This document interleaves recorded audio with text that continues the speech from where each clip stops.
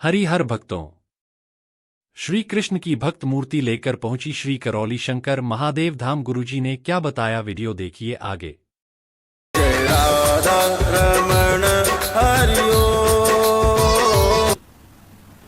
प्रणाम गुरुदेव। खुश रहो बेटा। गुरुदेव, आप एक बार मुझे देख लीजिए। मतलब मुझे पास्ट 10 ईयर्स से बहुत सारी चीज़ें ऐसी हुई हैं जिसकी वजह से मेरी पूरी फैमिली डिस्टर्ब रही है। ऐसा है, जो चीज़ें खराब हुई ना पीछे, अब आप वो देख भी नहीं सकती हो। देखो, प्रयास करो, देखो दिखता है कुछ।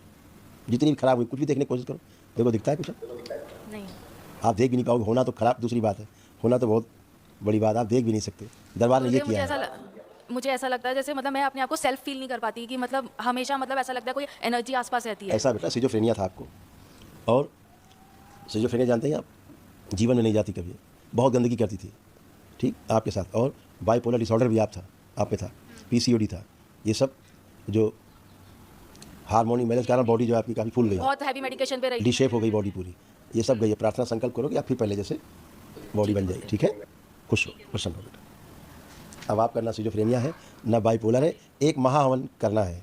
हाँ जी, हाँ जी, तो खास तौर से तुम लोग अपना एक लोग करना, अपनी तीनों बहनें संकल्प करके करना।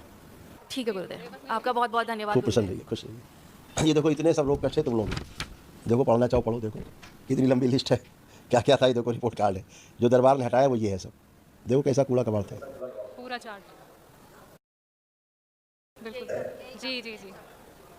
था सब यही। देखिए सब यही पूरा सारे। गुरुदेव, खुश रहिए बेटा, प्रणाम गुरुदेव। खूब खुश हो गुरुदेव, बेटा। बस आपकी कृपा हम सब पर बनी रहे। खूब खुश आपका रहिए। प्रेम, आपका आशीर्वाद हम सब पर बनी रहे। हमारे गोपाल जी पे भी कृपा कीजिएगा। हम सब गोविंद को बहुत मानते हैं, तो उनका नाम जपें और जीवन में आगे खूब तरक्की करें। इस दरबार का प्रेम और विश्वास हमेशा हमारे हृदय में बना रहे। गुरुदेव, कृपा कीजिएगा। इनका नाम जपने में कोई दिक्कत नहीं है। हाँ जी, इनका सुमिरन करिए, ध्यान करिए। इनकी बताए हुए रास्ते जो श्रीमद् भागवत गीता में जो बोला है, जो लिखा बिल्कुल। वो सब उस पर पालन करिए, तब कुछ होगा। मूर्ति लेकर घूमने से कुछ नहीं होगा। ये दिखावा है और शास्त्रोक्त नहीं है। ये शास्त्रोक्त बिल्कुल नहीं जो तुम कर रहे हो। ये शास्त्र विरुद्ध है, ठीक है। इससे कष्ट जाते नहीं, बढ़ते हैं। पूजा हमारा अपना विषय है, अपना व्यक्तिगत विषय है।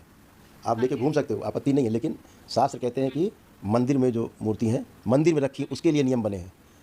मूर्ति लेके चलने का कोई नियम इस तरह का नहीं बना हुआ है। मंदिर में है, वो भी नियम है कि 8 अंगुल से ऊंची मूर्ति ना हो ना हो। मंदिर में। पहली बात, आपके घर के मंदिर में, जो मंदिर कहेंगे, घर का पूजा घर बोलते हैं उसको, मंदिर नहीं बोलते। जी जी जी। वो पूजा घर है। मंदिर वो जो बाहर जहाँ प्राण प्रतिष्ठा होती है। घर में आपका पूजा घर है? मंदिर में पूजा घर में फ़र्क है। तो आपके घर का जो पूजा घर है, उसमें 8 अंगुल से ऊंची मूर्ति नहीं होनी चाहिए। हमारे तमाम शास्त्रों में, पुराणों में सब वर्णन है, उसका वर्णित है ना। उससे ऊंची मूर्ति है मतलब आप प्रेत की पूजा करते हो, प्रेत का वास होगा उसमें, किसी की मूर्ति हो, ठीक, निषेध किया गया है।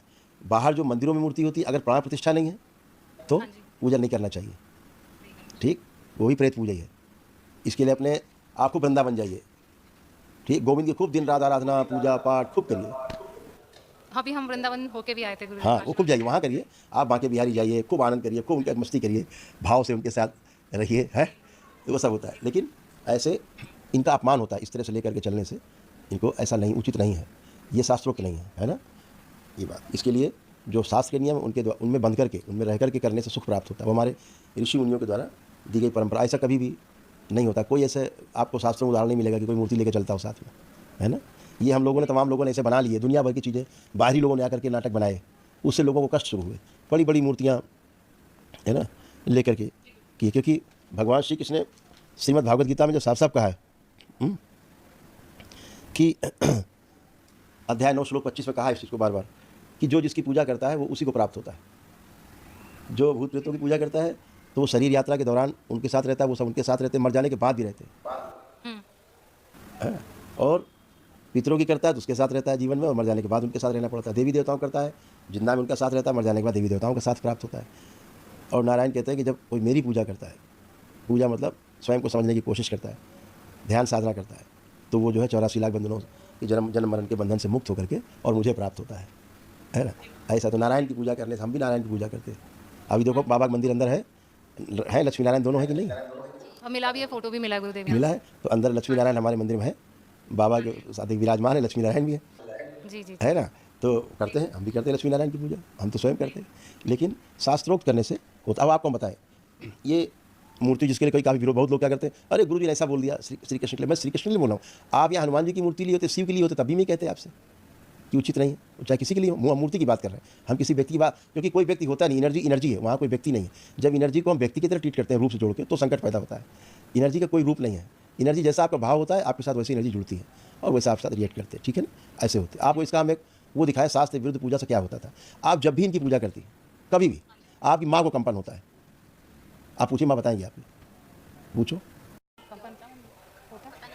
होती तो है ऐसी प्रॉब्लम, पर कभी ऐसा सोचा नहीं, ध्यान ये नहीं। ये शरीर कंट्रोल नहीं कर पाती। जब तुम पूजा इनकी करती हो, तुमसे एनर्जी आकर के बाहरी प्रेत पूजा की तुम्हारी माँ को हिट करती है। पूछ लो ना, हम तो दरबार देख रहा, बता रहा है। इनको घबराहट, इनको कंपन होने लगता है इनको, जी शारीरिक कष्ट होते हैं गुरुदेव तुरंत। जहाँ आपने पूजा इधर शुरू की, इधर कंपन चालू, कष्ट चालू, बेचैनी, घबराहट चालू, ये सब होता था। तो अभी कैसे पता है दरबार को? क्योंकि वो एनर्जी अच्छी कनेक्ट नहीं होती थी आपसे। आपको खूब पूजा पाठ करना, खूब वृंदावन जाएं, खूब बांके बिहारी के दर्शन करें, दिन रात उनके दर्शन करो, घर में करो।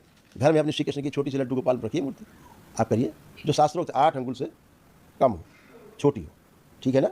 खूब करिए पूजा, लेकिन लेके चलना नहीं, घर में करो, ठीक है, ताकि कोई उपहास ना उड़ाए। खुश हो, पसंद।